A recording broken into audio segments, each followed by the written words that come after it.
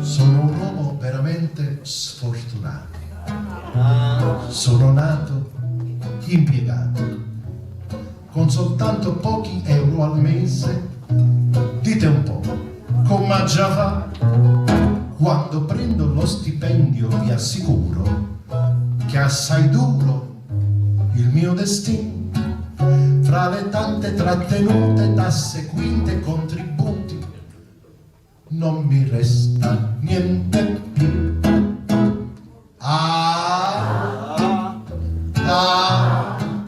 Come faccio chi lo sa?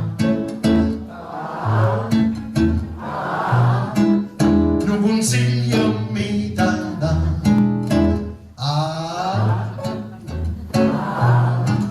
Una mogliera ha già trovato, una mogliera brutta, vecchia, scartellata, pure lacchia,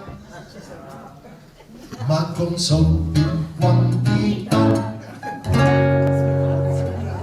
Il consiglio ricevuto l'ho seguito, sono sposato, coniugato, ma l'impiego dove stavo sistemato per mia moglie non l'ho più. Teni fatta a formi varcatella, teno un'asa a roccocò, e un amico scostumato piano piano ha mormorato: dove hai usato sto cummo?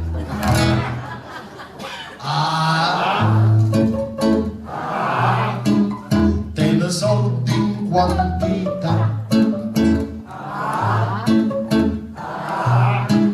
te ne pure in proprietà.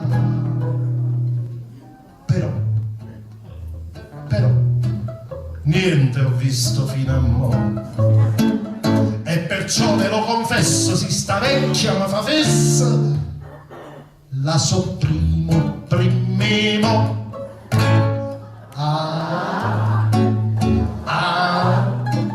Il denaro chi ti dà.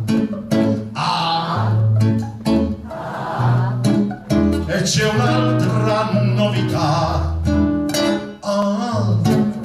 Sì, e c'è questa novità: hai ipoteche sul catasto, te ne debiti e proteste, e mo tutti la già pagano.